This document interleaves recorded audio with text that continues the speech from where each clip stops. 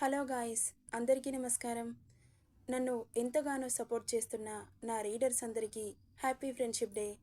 ఇక స్టోరీలోకి వెళ్తే, ఈరోజు కథ చిన్నారి వధువు. తన పరిస్థితి అర్థమైన వాడిలా ల్యాప్టాప్ పక్కన పెట్టి దగ్గరికెళ్ళాడు. అత్తయ్య ముందు మళ్ళీ ఎక్కడ ఎత్తుకుంటాడో అని కంగారుగా చూసింది. ఆమె చూపులు అర్థమైనా పట్టించుకోలేదు. అమాంతం ఎత్తి బెడ్ మీద కూర్చోబెట్టి ఇంతకుముందు తెచ్చిన పాల గ్లాస్ని తన చేతిలో పెట్టాడు.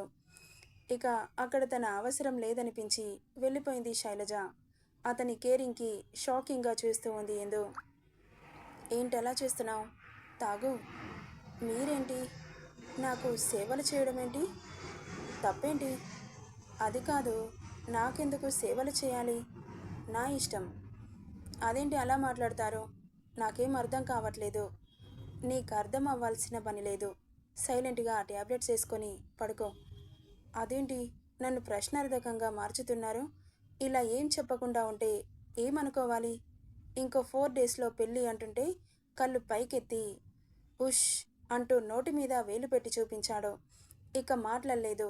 అలా వర్క్ ఫినిష్ చేసుకొని తను నిద్రపోయిందని నిర్ధారించుకొని ఆమెను నవ్వుతూ చూస్తూ నుదురు మీద ఆడుతున్న బేబీ హెయిర్ని మునివేళ్లతో పక్కకు జరిపి ముద్దు పెట్టాడు. కాస్త కదిలింది. అక్కడి నుండి వెళ్ళిపోయాడు. హేమాన్ష్ అంటూ పిలిచింది గది నుండి బయటకొచ్చిన కొడుకుని. చెప్పు మామ్. 4 రోజుల్లో పెళ్లి పెట్టుకొని ఇంకా షాపింగ్ చేయకపోతే ఎలారా? లేడీస్ బ్లౌజెస్ స్టిచ్చింగ్ చేయడానికి టైం పడుతుంది. మరి తన పరిస్థితి ఎలా ఉంటే ఎలా వెళ్తాం మామ్? శారీస్ని ఇంటికి తీసుకురమ్మంటే? అవును, ఈ ఐడియా బాగుంది. కాల్ చేసి పిలిపించు మామ్. ఓకేరా అని చెప్పి మార్వాడి సేట్కి కాల్ చేసింది శైలజ. ఇక ఇందు నిద్ర లేవడంతో తనని మెల్లగా రెడీ చేసి సేల్స్ మ్యాన్ వస్తే చీరలు చూస్తూ కూర్చున్నారు. ఇందుకి భుజం మీద వేసి ఒక్కోటి సెలెక్ట్ చేస్తోంది. తనని పైనుండి దొంగ చూపులు చూస్తున్నాడు హేమాన్ష్. అది మన పాప గమనించట్లేదు. కనురెప్ప వేయకుండా చూస్తున్నాడు. చాలాసేపటి నుండి ఎవరో గమనిస్తున్నట్లు అనిపించి తలెత్తి చూసిన ఇందు ఎదురుగా ఎవరూ కనిపించలేదు. హేమాన్ష్ తనకి కనబడకుండా వెనక్కి జరిగాడు. శైలజ సంతోషమంతా అంతా ఇంతా కాదు. కానీ ఇందు మనసులో లేదు. హేమాన్ష్ అడిగితే క్లారిటీగా ఏది చెప్పట్లేదు అని కోపం వస్తోంది తనకి. శైలజ కొడుకుని చూసి ఏది బాగుందో అని కళ్ళతోనే సైగ చేసింది. తన ముందుకొచ్చి తనే సెలెక్ట్ చేస్తే పాపకి ఇష్టముందని అర్థమవుతుందిగా. అందుకే ఆమె కంటపడట్లేదు. ఎందుకో తర్వాత చెబుతాను. పెళ్ళికి కావాల్సిన శారీస్, డైలీ వేర్ శారీస్ తీసుకొని నగలు కూడా తనకి ఏవి నప్పుతాయో శారీస్కి తగ్గ నగలు తీసుకుంది శైలజ. ఇక పూర్తి షాపింగ్ ఫినిష్ అవడంతో తన సైజ్ బ్లౌజ్ తీసుకొని బోటిక్కెళ్ళింది. ఆలస్యం చేస్తే స్టిచ్చింగ్కి టైం పడుతుందని. ఇక అదే రోజు ఈవినింగ్ తన ఫ్రెండ్స్తో హేమాన్ షాపింగ్కి వెళ్ళాడు. శైలజ, నేహ వాళ్ళ షాపింగ్ కూడా పూర్తవడంతో పెళ్లి పనులు మొదలుపెట్టారు. ఇక్కడ ఇందు మాత్రం కన్ఫ్యూజన్లోనే ఉంది. పెళ్ళి అతనికి ఇష్టం ఉంటేనే కదా జరుగుతుంది అని అలా ఎందుకు ఆలోచించలేకపోతోంది తింగరబుచ్చి. ఇక చుట్టాలందరూ ఇల్లు నిండారు. పెళ్లికి 3 రోజుల ముందు నుండి పనులు మొదలయ్యాయి. హేమాన్ష్ వర్క్ బిజీలో పడ్డాడు. పెళ్ళైతే వీలవదని. ఇక ఇందుకి అయినా గాయం కూడా కాస్త తగ్గడంతో ఇప్పుడు కాస్త యాక్టివ్గా తిరుగుతోంది. బ్యూటీషియన్ రావడంతో మెహందీ ఫంక్షన్ మొదలుపెట్టారు.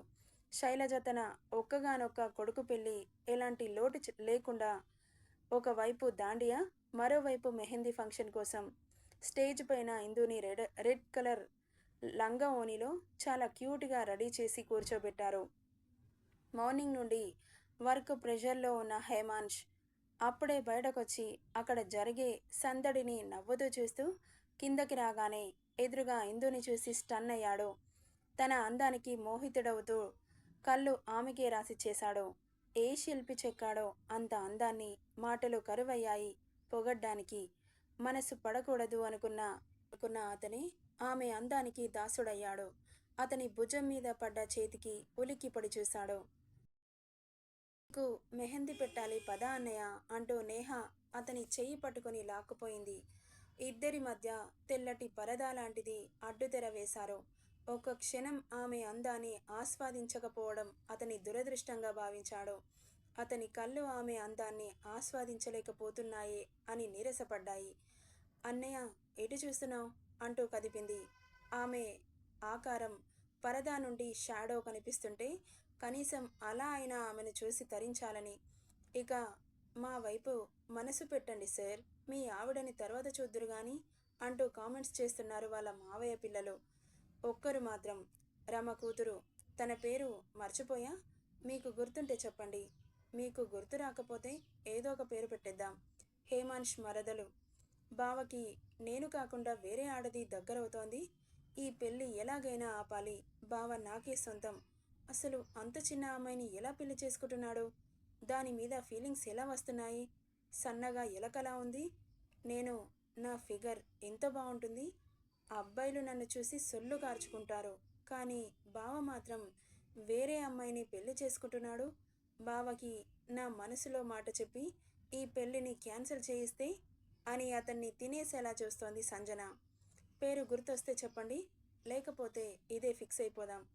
ఇక తన మేనత్త కూతురు ఇంకొకరు సంజన కాకుండా హేమాన్స్ చెయ్యి తీసుకొని మెహందీ పెట్టడానికి రెడీ అవుతుంటే, ఇదేంటి లేడీస్ వేసుకునేవి నాకెందుకు వేస్తున్నారు?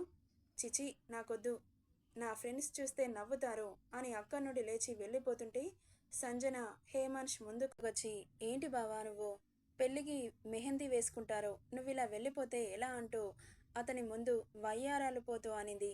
అది కాదు సంజు, నాకు ఇలాంటివి అస్సలు నచ్చవు అని అక్కడి నుండి వెళ్తుంటే, నాన్న ఇది నీ పెళ్ళి, ఇప్పుడు నువ్వు మెహందీ వేసుకోకపోతే ఎలా అంటూ వచ్చింది శైలజ. అప్పటి వరకు ఇందు మాయలో ఉన్నాడుగా, అతన్ని అక్కడ ఎందుకు కూర్చోబెట్టారో కూడా తెలుసుకోలేనంత పాప మాయలో పడిపోయాడు. అక్కడ ఏదో ఇష్యూ జరుగుతుందని తల తిప్పి చూసిన ఇందు ఎదురుగా హేమాంష్ మెహందీ వేసుకోకపోవడంతో ఆర్గ్యూ జరుగుతోందని అర్థమయ్యి, ఆయన గారికి పెళ్ళి ఇష్టం లేదు, ఇంకా మెహందీ ఎలా పెట్టుకుంటాడు? అత్తయ్య మావయ్యల బలవంతంతో పెళ్లి చేసుకుంటున్నాడు. ఇప్పుడు అలా వద్దు అని చెప్పాలి. నేనే ఆయనతో ఈరోజు మాట్లాడతాను. కాకపోతే నన్నెందుకు కేర్ చేస్తున్నారు? నాతో ప్రేమగా ఎందుకు ఉంటున్నాడు? ఏంటో అంత కన్ఫ్యూజన్గా ఉంది అని ఆలోచనలో పడింది. ఇక్కడ హేమాంష్ని ఎలాగో ఒకలాగా ఒప్పించి మెహందీకి కూర్చోబెట్టారు. అందర్నీ పక్కకి తప్పించి సంజన వేయడానికి బావ దగ్గర కూర్చుంది. ఇక హేమాంష్ తనని పట్టించుకునే స్థితిలో లేడు. అక్కడంతా చాలా హడావిడిగా ఉంది. అతని చేతిని సంజన వేరే ఉద్దేశంతో పట్టుకొని నిమురుతోంది. హేమాంష్ మాత్రం తన మావయ్య కొడుకులతో కూతుళ్లతో జోక్స్ వేసుకుంటూ నవ్వుకుంటున్నాడు. ఈ చెయ్యి నన్ను మాత్రమే పట్టుకోవాలి, వేరే ఎవరినో కాదు, ఇది నాకే సొంతం అని ఆమె దృష్టి మొత్తం అతని మీదే ఉంది. చాలాసేపటి నుండి మెహందీ వేయకుండా అలా నిమురుతున్న సంజుని చూశాడు హేమాంష్.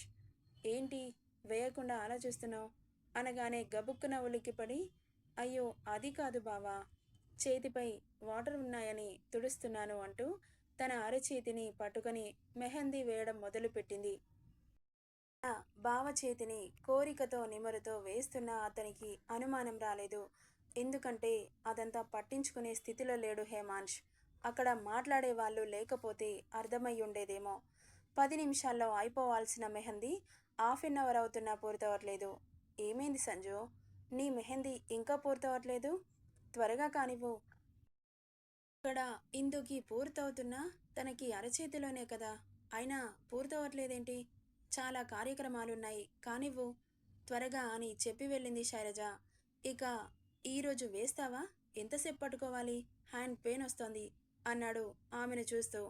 అయిపోవచ్చింది బావా అంటూ ఇంకో 10 నిమిషాలకి పూర్తి చేసి ఇంకో చెయ్యి కూడా వేస్తానంటూ తీసుకోబోతే, అమ్మ తల్లి, ఈ ఒక్క హ్యాండ్కి గంట సేపు వేసావు, ఈ హ్యాండ్ కూడా వేస్తే ఇంకొక గంట పడుతుంది. ఫాస్ట్గా వేసే వాళ్ళుంటే రండి, నాకు ఇలాంటివి అస్సలు నచ్చదు, కానీ ఇదంతా సాంప్రదాయం అంటున్నారు కాబట్టి వేసుకోవాల్సి వస్తుంది. నేను వేసుకోకపోతే నాకు తింగర బుచ్చి నన్ను అపార్థం చేసుకుంటుందని మనసులో అనుకున్నాడు. ఎందుకంటే ఇంతకు ముందు ఇందు చూసిన చూపు బాబు పసిగట్టాడు. ఇక నేను వేస్తాను బావా, నువ్వు ఒక హ్యాండ్ వేసావు కదా అంటూ హేమాంష్ మేనత్త కూతురు తనని నెట్టేసి ఎదురుగా కూర్చొని మరో చేయి తీసుకొని వేస్తుంటే సంజుకి ఎక్కడో మండిపోతోంది. ఇక ఈ మెహందీ కార్యక్రమం పూర్తవడంతో అందరూ దాండియాలో పాల్గొన్నారు. ఈ పరదా ఏంటి, తీయరా ఇది అంటూ చిరగ్గా అడిగాడు. తను పాపని చూపించట్లేదని. ఇదుంటే అంటే నీకేమవుతుంది? ఓహ్, అటువైపు ఉన్న నీ ముద్దుల బాలిక వధు కనిపించట్లేదనా అన్నారు పక్కనున్న వాళ్ళు. ఇక వాళ్ళతో కాసేపు టైంపాస్ చేసి మెహందీ క్లీన్ చేసుకోవడానికి అక్క నుండి లేచి ఇందు కోసం కాస్త పక్కకెళ్ళాడు. ఆమె అరచేతులపై వేసుకున్న మెహందీ తామరాకులపై పరుచుకున్న ఎర్రని సంధ్యారాగంలా మెరిసిపోతుంటే నవ్వుతూ చూస్తున్నాడు. ఆమె కిలకిలా నవ్వుతుంటే అతని మది వశం తప్పుతోంది. అసలు తనకి ఇంతలా అట్రాక్ట్ అవుతానని ఎప్పుడూ అనుకోలేదు. ఏం చేశావే చిట్టి రాక్షసి? ఇంతలా దగ్గరవుతున్నాను. నేను యుఎస్ఏ వెళ్ళను. అమ్మో, ఇది నన్ను ముంచేసేలా ఉంది అని ఇటువైపు తిరుగుతుంటే సడన్గా దోబూచులాడుతున్న సన్నటి నడుము లంగా ఓనిలో నుండి అసలు ఉందో లేదో అన్నట్లుగా ఉన్న తెల్లటి నాజూకైన నడుము కనిపించి అతనిలో వేడి సృష్టిస్తుంటే బొటన వేలితో నొసలు రుద్దుకుంటూ ఉఫ్ అని గాఢమైన నిట్టూర్పు వదిలాడు. నాన్నా, ఇక్కడేం చేస్తున్నావు? తన పిలుపుకి ఉలిక్కిపడి చూశాడు.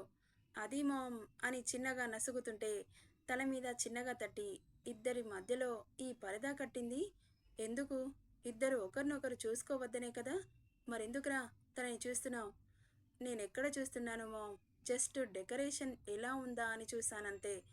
అబ్బో, నువ్వు ఎందుకు చూస్తున్నావో తెలుసు గాని మొన్నటి వరకు తనని పెళ్లి చేసుకోను అన్నావు. ఇప్పుడేంట్రా అలా చూడకుండా ఒక్క క్షణం కూడా ఉండలేకపోతున్నావు? నిజం మామ్, నేను తనని చూడ్డానికి రాలేదు. ఆహా, నువ్వు అబద్ధం చెప్పినంత మాత్రాన నాకు అర్థం కాదనుకుంటున్నావా? నీ వేష నాకు బాగా తెలుసు గాని ఇక్కడి నుండి వెళ్ళరా. ఇక ఈ కార్యక్రమం పూర్తయింది మామ్, నేను వెళ్ళి నా వర్క్ చేసుకోవచ్చా? డిన్నర్ చేయవా? ఈ రోజుతో ఈ మెహందీ ఫంక్షన్ పూర్తయింది. రేపు హల్దీ ఫంక్షన్. నిన్ను తనని పెళ్లి కూతుర్ని పెళ్లి కొడుకుని చేయాలి. సరేనా? ఏదైనా పనులుంటే ఈరోజు ఫినిష్ చేసుకో. Okay mom. సరే పద, డిన్నర్ చేద్దామంటూ అక్కడి నుండి తనని తీసుకెళ్తుంటే తనకి మెహందీ ఉంది కదా, అదెలా తింటుంది? తన గురించి అంతలా ఆలోచిస్తున్నావు? డోంట్ వర్రీ, నేను తినిపిస్తానులే. మరి నేను తినిపించకూడదా అని చిన్నగా నసిగినట్లు అంటుంటే, రేయ్ హేమాంష్, నువ్వేనా ఇలా మాట్లాడుతుంది? అసలు నువ్విలా మారడమేంట్రా? నాకు అర్థం కావట్లేదు. మార్పు. మార్పు అనేది సహజం మామ్, కానీ ఇంత త్వరగానా అనింది. నా కోసం తన ప్రాణాలివ్వడానికైనా సిద్ధపడ్డప్పుడు నేను ఈ కాస్త ప్రేమను చూపిస్తే తప్పేంటి మామ్? నువ్వేం మాట్లాడుతున్నావురా? నాకు అర్థం కావట్లేదు అని షాకింగ్గా అడిగింది. అదంతా తర్వాత చెబుతాను కానీ ముందు ఆకలేస్తోంది, త్వరగా డిన్నర్ చేద్దాం పదా మామ్ అంటూ అక్క నుండి కదిలారు. వీడికి అది ప్రాణాలు ఇవ్వడమేంటి? ఎప్పుడు ఎప్పుడిచ్చింది అని అని ఒకటే ఆలోచిస్తూ ఉంది కానీ ఏం గుర్తు రావట్లేదు తనకి. ఇక అందరూ కూర్చోవడంతో మేడ్స్ సర్వ్ చేస్తున్నారు. ఇందుకోసం అతని కళ్ళు వెతుకుతున్నాయి. హలో మై డియర్ సన్, తమ ప్రాణసఖి అక్కడ కూర్చుంది అనగానే అతని కళ్ళు అటువైపు మళ్ళాయి. తన మరదళ్లతో నేహతో మాట్లాడుతూ కూర్చుంది. రెండు చేతులకి మెహందీ పెట్టుకొని రెప్ప వాల్చకుండా చూస్తున్నాడతను. నెక్స్ట్ పార్ట్లో హల్దీ ఫంక్షన్ ఎలా జరుగుతుందో చూద్దాం. ఈ స్టోరీ ఎలా ఉందో కామెంట్ చేయండి guys. Thank you for listening.